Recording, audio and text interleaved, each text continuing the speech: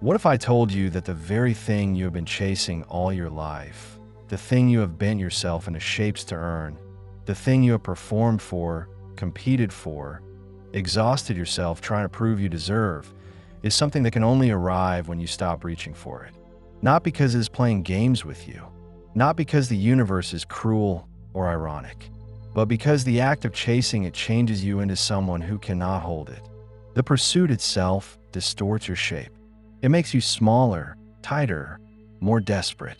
And respect, real respect, the kind that touches something true in you, does not come to desperation. It comes to presence. It comes to those who have stopped performing and started inhabiting their own life. Maybe you know this feeling already.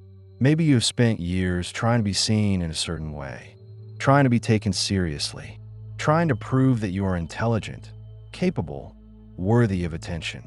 Maybe you have worked twice as hard as others just to be considered half as legitimate. Maybe you have measured yourself against standards that were never yours to begin with, standards that were handed to you by a world that values noise over depth, performance over authenticity, image over substance.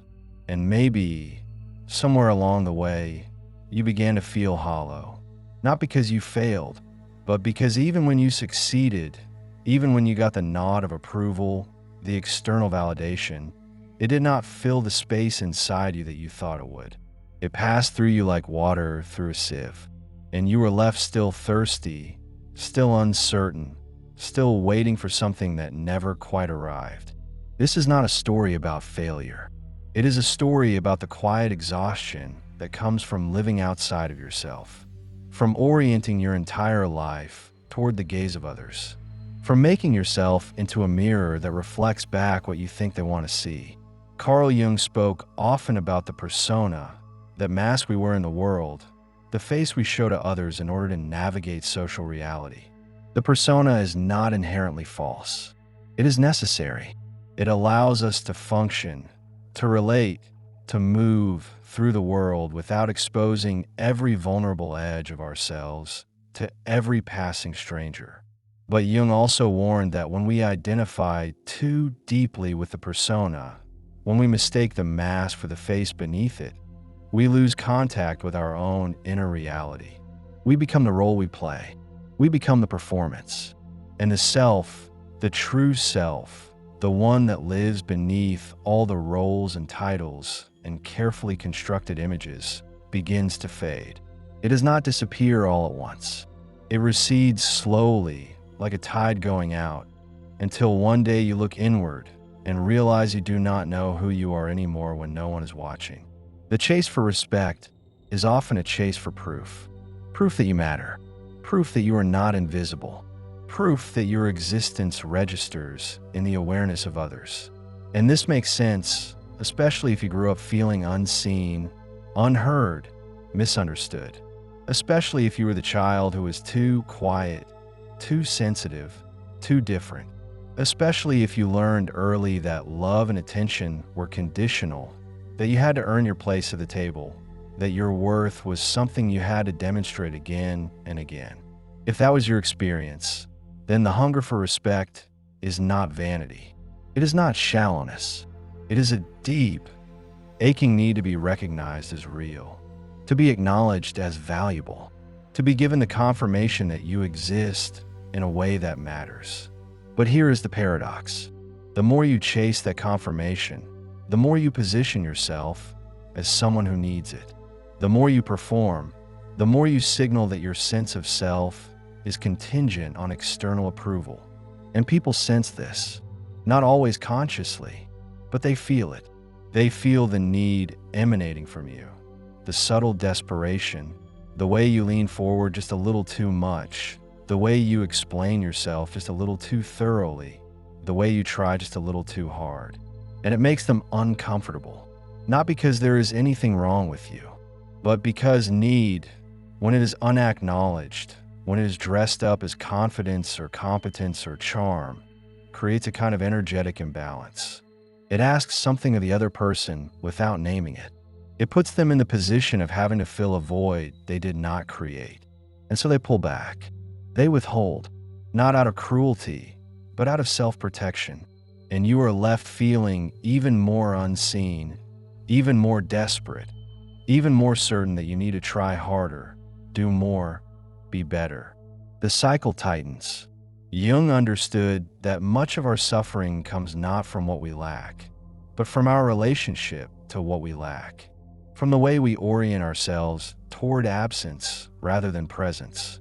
He spoke about the unconscious, that vast interior landscape that holds everything we have disowned, repressed, denied, or simply never brought into awareness. And one of the things that often lives in the unconscious, especially for those of us who have spent our lives chasing external validation, is a deep, unspoken belief that we are not enough as we are. That our natural state, our unperformed self, is somehow insufficient. That we must add something, achieve something, become something other than what we are in order to be worthy of respect, of love, of belonging. This belief does not announce itself. It does not walk into the room and introduce itself. It operates beneath the surface, shaping our choices, our relationships, our sense of possibility. It is the voice that tells you to edit yourself before you speak. The voice that tells you to hold back your enthusiasm because it might be too much. The voice that tells you to downplay your intelligence because it might threaten others. The voice that tells you to perform humility, perform confidence, perform whatever you think the moment requires, because your natural way of being is not enough. And the tragedy is that this voice often sounds like wisdom. It sounds like self-awareness. It sounds like social intelligence. But it is not. It is fear. It is the internalized gaze of a world that taught you that you had to earn your place, that you had to justify your existence, that you had to prove you deserved to take up space. When you stop chasing respect, what you are really doing is withdrawing your energy from that external circuit. You are no longer feeding the machine that turns your worth into a question that only others can answer. You are no longer offering yourself up for evaluation, for judgment, for approval. And this does not mean you become indifferent to how others see you. It does not mean you stop caring about your relationships or your impact.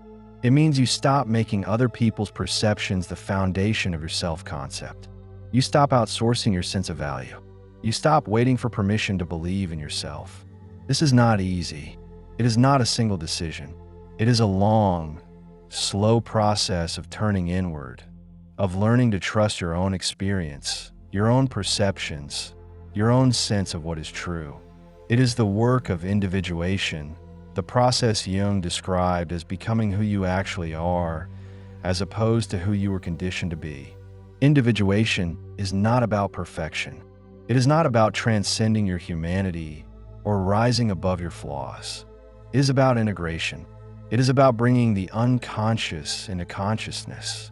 It is about reclaiming the parts of yourself you disowned in order to fit in order to be loved, in order to survive. It is about becoming whole, not by adding more, but by recognizing what was already there. And as you do this work, something shifts. You stop performing, not because you decide to stop, but because the need to perform begins to dissolve. You stop trying to convince people of your value because you are no longer asking them to validate it. You stop explaining yourself because you are no longer seeking their approval. You stop chasing respect because you're no longer measuring yourself by whether or not you receive it. And in that space, in that quiet, grounded presence, something else becomes possible. People begin to see you differently, not because you have changed in some dramatic external way, but because you're no longer asking them to see you in a certain way. You are no longer managing their perception. You are simply there, present, authentic, undefended. And this, paradoxically, is what invites respect. Real respect, not the shallow, transactional kind that is given in exchange for performance, but the deeper kind that arises when someone encounters another person who is genuinely inhabiting their own life, who is not pretending, who is not hiding, who is not trying to be anything other than what they are. This kind of presence is rare. It is magnetic, not because it demands attention, but because it does not. It simply exists. And in a world full of people performing, pretending, posturing, someone who is not doing any of that stands out. Not because they're trying to, but because they're not trying. Because they have stopped chasing. Because they have come home to themselves. You might be wondering what this looks like in practice. What does it mean to stop chasing respect in the daily texture of your life? It means noticing the moments when you are about to edit yourself and choosing not to. It means speaking your truth even when it might not be popular. It means allowing silence to exist without rushing to fill it. It means letting go of the need to be impressive and allowing yourself to be ordinary, to be human, to be imperfect. It means recognizing that your worth is not a variable that fluctuates based on how others respond to you. It is a constant. It is inherent. It does not need to be proven. This does not mean you become reckless or careless. It does not mean you disregard the feelings or perspectives of others. It means you stop betraying yourself in order to please them. It means you stop shrinking in order to make them comfortable. It means you stop performing competence when you do not know something. It means you stop pretending to agree when you do not. It means you stop laughing at jokes that are not funny. It means you stop participating in conversations that drain you just to avoid being seen as difficult or distant. It means you start honoring your own boundaries, your own needs, your own truth, not as an act of aggression, but as an act of self-respect. And here's what often happens. Some people will not like it. Some people will be uncomfortable with your refusal to play the game. They will call you cold, distant, arrogant, difficult. They will project onto you their own discomfort with authenticity. They will interpret your boundaries as rejection. They will mistake your self-possession for superiority. And this is painful. It is painful to be misunderstood. It is painful to be judged for the very thing that is making you whole. But this is part of the process. Not everyone can meet you where you are. Not everyone is ready to encounter someone who is not performing. Not everyone has done the work of turning inward, of questioning their own conditioning, of reclaiming their own authenticity. And that is not your responsibility. Your responsibility is to yourself, to your own integrity, to your own becoming. Jung spoke about the shadow, the parts of ourselves we have repressed or denied because they did not fit the image we wanted to project. And one of the things that often lives in the shadow, especially for those of us who have been people pleasers, who have been performers, who have been chameleons, is our own power, our own authority, our own capacity to stand alone, to trust ourselves, to say no, to disappoint others, to be misunderstood and survive it. We repress these qualities because we were taught that they were dangerous, that they would lead to rejection, that they would make us unlovable. And so we made ourselves small. We made ourselves accommodating. We made ourselves easy. And we called it kindness. We called it empathy. We called it emotional intelligence. But it was not. It was fear. It was the fear that if we showed up fully, if we took up space, if we refused to perform, we would be abandoned. And maybe you were abandoned. Maybe when you started to change, when you started to set boundaries, when you started to say no, when you started to stop performing, some people left. Maybe they accused you of changing in a bad way. Maybe they said you were not the person they thought you were. Maybe they made you feel guilty for growing. And maybe it hurt. Maybe it still hurts. But here's what you need to know. The people who leave when you stop performing were never connected to you. They were connected to the version of you that served them.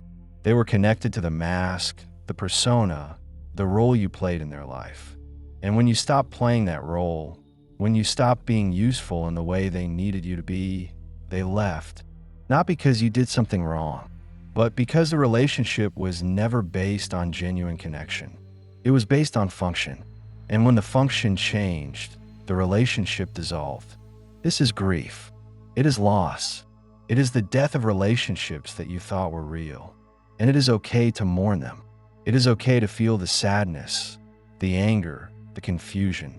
But it is also important to recognize that what you lost was not what you thought you had. You lost an illusion. You lost a performance. You lost a version of connection that required you to betray yourself. And in losing that, You made space for something real. For relationships based on mutual respect, on genuine seeing, on the kind of connection that does not require you to be anyone other than who you are. When you stop chasing respect, you also stop chasing belonging in the way you used to. You stop trying to fit into spaces that were never meant for you. You stop contorting yourself to match the shape of groups, communities, social circles that do not actually value what you bring. You stop performing the right opinions, the right interests, the right energy, just to be included. And this can be lonely. It can feel like you're walking away from everything, like you are choosing isolation, like you are giving up on connection. But you are not. You are giving up on false connection. You are giving up on the exhausting work of pretending. You are giving up on the version of belonging that requires you to disappear. And in that space, in that solitude, something else becomes possible. You begin to hear yourself. You begin to know yourself. You begin to trust yourself. The noise of external expectations, external judgments, external demands begins to quiet. And in the quiet, you discover that you are not empty. You are not boring. You are not insufficient. You are rich. You are deep. You are complex. You are enough. You always were. But you could not hear it before because you were too busy listening to everyone else. You were too busy trying to become what they needed you to be. You were too busy chasing their approval, their validation, their respect. Jung believed that the process of individuation, the process of becoming yourself, often requires a withdrawal from the collective. Not a permanent withdrawal, not a rejection of relationship or community, but a temporary pulling back, a turning inward, a period of solitude in which you can disentangle your own voice from the chorus of voices that have been speaking for you, through you, over you. This is not antisocial. It is not pathological. It is necessary. It is the work of differentiation. It is how you learn where you end and others begin. It is how you learn what is yours and what is theirs. It is how you learn to stand on your own ground. And from that ground, from that place of inner stability, you can return to the world. But you return differently. You return as yourself, not as a performer, not as a people pleaser, not as someone who is trying to earn their place. You return as someone who already has a place, who already belongs, not because anyone gave you permission, but because you gave it to yourself. You return as someone who is no longer asking to be respected. You return as someone who respects themselves. And that changes everything. Because respect, real respect, is not something that can be demanded or earned through performance. It is something that is recognized. It is a resonance. It is what happens when someone encounters another person who is genuinely present, who is not hiding, who is not pretending, who is not performing. It is what happens when someone sees that you are not asking them for anything, that you are not trying to convince them of anything, that you are simply there in your own integrity, in your own truth, in your own quiet authority. And they feel it. They might not name it. They might not even be conscious of it, but they feel it, and they respond to it, not because you're demanding their respect, but because you are no longer chasing it, because you have stopped making yourself smaller in order to make them comfortable, because you have stopped betraying yourself in order to be liked. This does not mean everyone will respect you. Some people will still judge you. Some people will still misunderstand you. Some people will still project their own insecurities onto you, but it will no longer destabilize you. It will no longer shake your foundation, because your sense of worth is no longer dependent on their perception. You are no longer waiting for their approval to believe in yourself. You are no longer giving them the power to define you. You have taken that power back. You have reclaimed your own authority. You have come home to yourself. And this homecoming, this return to yourself, is not a destination. It is not a place you arrive at and then stay forever. It is a practice. It is a daily, moment-by-moment choice to honor yourself, to trust yourself, to stay connected to your own inner truth, even when the world is pulling you in 1,000 different directions. It is the work of a lifetime. It is the work of individuation. It is the work of becoming whole. Jung said that the privilege of a lifetime is to become who you truly are. Not who you were told to be, not who you think you should be, but who you actually are beneath all the conditioning, beneath all the roles, beneath all the masks. And this is not a grand, dramatic transformation. It is quiet. It is subtle. It is the slow, steady work of turning inward, of listening, of integrating, of reclaiming. It is the work of recognizing that you're not broken, that you were never broken, that the parts of you that did not fit, that did not conform, that did not perform well, were not flaws. They were the parts of you that were most real. They were the parts of you that were trying to tell you something. They were the parts of you that knew, long before your conscious mind did, that the life you were living was not your own. When you stop chasing respect, you stop living for an audience. You stop curating your life for external consumption. You stop measuring your worth by how impressive you appear to others. You stop performing success, performing happiness, performing confidence. You stop pretending. And in the absence of pretense, you find presence. You find the quiet, steady ground of your own being. You find that you do not need to be anything other than what you are. You find that your natural state, your unperformed self, is not only enough, is the only thing that has ever been real. And from that place, from that grounded, authentic presence, you begin to attract different kinds of relationships. You begin to attract people who are not looking for a performance, people who are not looking for someone to fill a role in their life, people who are capable of genuine connection, people who see you, not the mask, not the persona, not the carefully constructed image, but you, the real you, the one who is messy and imperfect and still figuring things out, the one who does not have all the answers, the one who is just trying to live honestly, to show up authentically, to honor their own truth. And these people, these rare, precious people, they do not need to be convinced of your worth. They see it, they feel it, they recognize it, not because you performed it, but because you stopped performing, because you showed up as you are. And that, in itself, is worthy of respect. This is the paradox. The thing you were chasing, the thing you were bending yourself into shapes to earn, the thing you were exhausting yourself trying to prove you deserve, only becomes possible when you stop chasing it, when you stop performing, when you stop asking for it, when you stop making it the measure of your worth, when you come home to yourself, when you honor your own truth, when you respect yourself. Because respect, real respect, does not come to those who are desperate for it. It comes to those who no longer need it. It comes to those who have found their own ground. It comes to those who have stopped looking outside for confirmation of what they already know inside. It comes to presence. It comes to authenticity. It comes to those who have stopped chasing and started living. And maybe that is where you are now. Maybe you are tired of performing. Maybe you are tired of trying to be impressive. Maybe you are tired of measuring yourself against standards that were never yours. Maybe you are ready to stop chasing. Maybe you are ready to come home to yourself. Maybe you are ready to honor your own truth, your own needs, your own boundaries, your own depth. Maybe you are ready to let go of the people who only wanted the performance. Maybe you are ready to make space for the ones who can meet you where you are.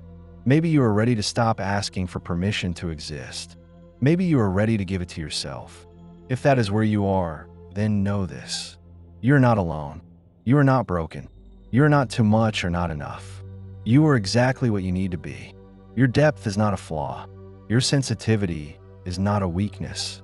Your need for solitude is not a problem. Your refusal to perform is not arrogance.